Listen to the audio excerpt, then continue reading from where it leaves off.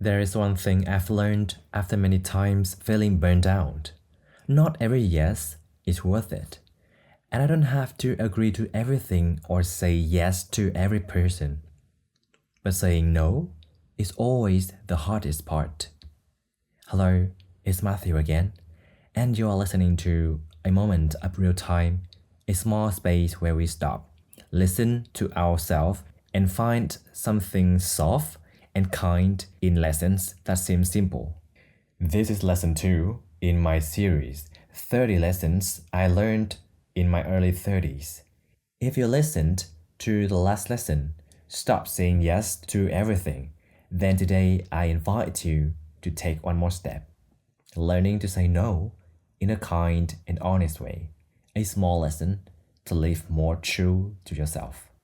I remember one time clearly. I had just gone through a very stressful time. Deadlines were close. I didn't sleep enough. My body just wanted to rest. Then a friend texted me, "Hey, we're going out for a photo shoot this weekend. Want to come? We really need someone to help." I looked at the message. Deep down, I wanted to say no, but my fingers typed, "Okay, I'll go." The reason was simple. I didn't want to make them sad. I didn't want to seem not helpful. I didn't want to feel selfish, so I went. That day was very hot. I smiled a lot, carried things, helped set up. It looked like I was fine, but in my head, one thought kept repeating, "I shouldn't be here. I need rest." That night, I sat in front of the fan, very tired. I didn't blame anyone. My friends are good people, but I was sad about one thing. I put others' needs before my own again, and that wasn't the first time. I once helped design something for a friend, even though I've already had too much work. I said yes to meetups I didn't want to go, and sometimes I entered a relationship just because I didn't want to hurt someone. I ask myself many times who I'm trying to be, a kind person or someone too afraid to protect my own space.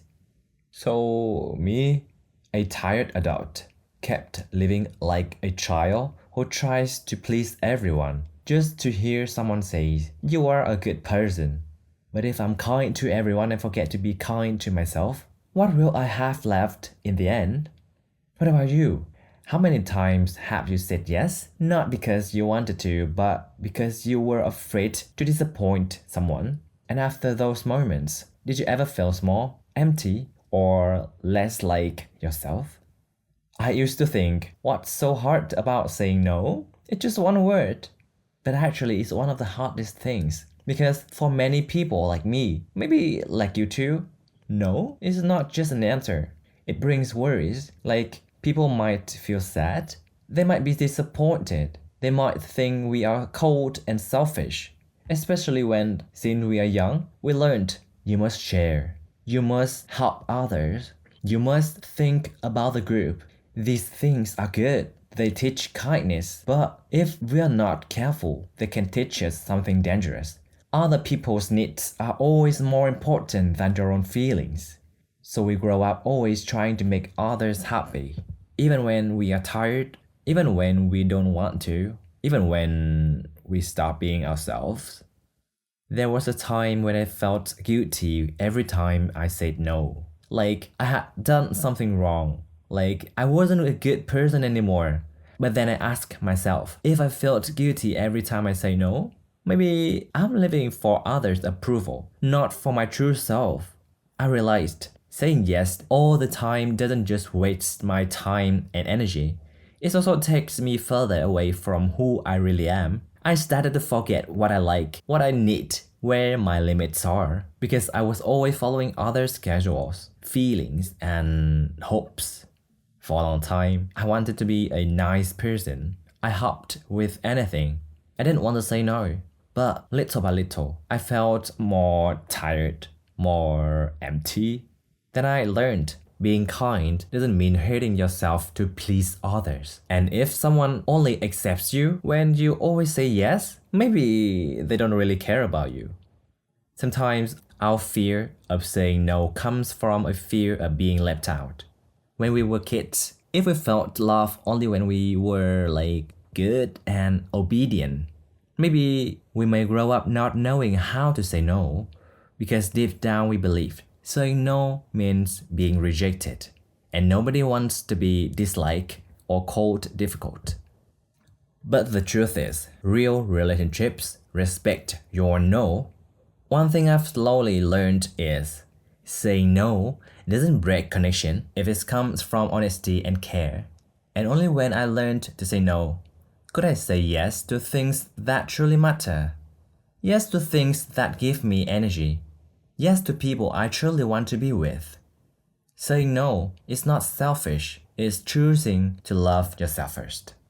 If you're like me, maybe you'll ask, how do I say no and not feel bad? How do I say no without hurting someone? I've been through that too. And here's what I've learned. Saying no is a skill. It takes time, but you can start small. Before, I always said yes too fast.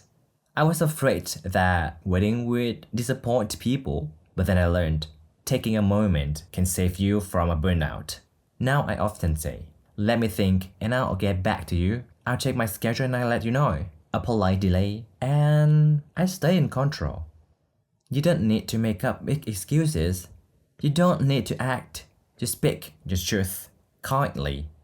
This feels a bit too much for me right now. I need some time for myself, so I can't take on more work. Thanks for inviting me, but I'm really busy this week, so I can't join. Simple, but true. Short, but clear. I used to say, sorry I can't come. Sorry I can't help. But then I ask myself, why should I sorry for listening to my own needs? And now I say, thanks for thinking of me, but I'll have to pass. This small change helps me feel better without guilt. Sometimes the hardest part is you don't want to say no to someone you care about, but I've learned something important. You can say no to a request and still say yes to a relationship. If they truly respect you, they will understand. If a friend breaks because you said no once, maybe it wasn't a safe space in the first place. You don't have to begin with a big no.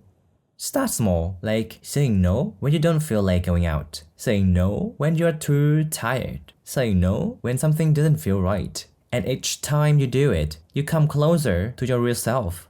Learning to say no is not just about protecting your space. It's a way to love yourself with honesty. If you are just starting this journey, congratulations. You've already taken the first steps back to yourself. I don't think learning to say no is easy. And honestly, I still feel unsure sometimes. Sometimes I feel guilty after saying no. Sometimes I feel selfish.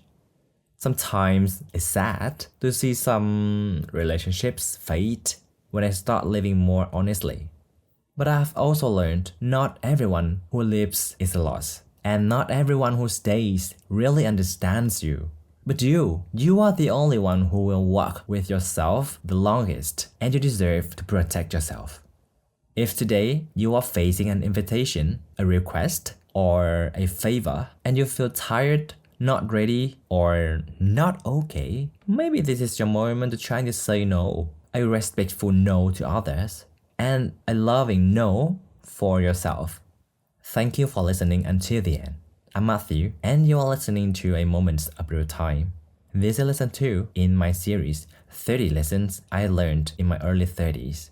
Each episode is a small step to live more true, more deep, and more light with yourself. If something in today's episode speaks to you, please share this podcast with a friend. And if you have time, I'd love it if you leave me a small message and tell me, how did you learn to say no?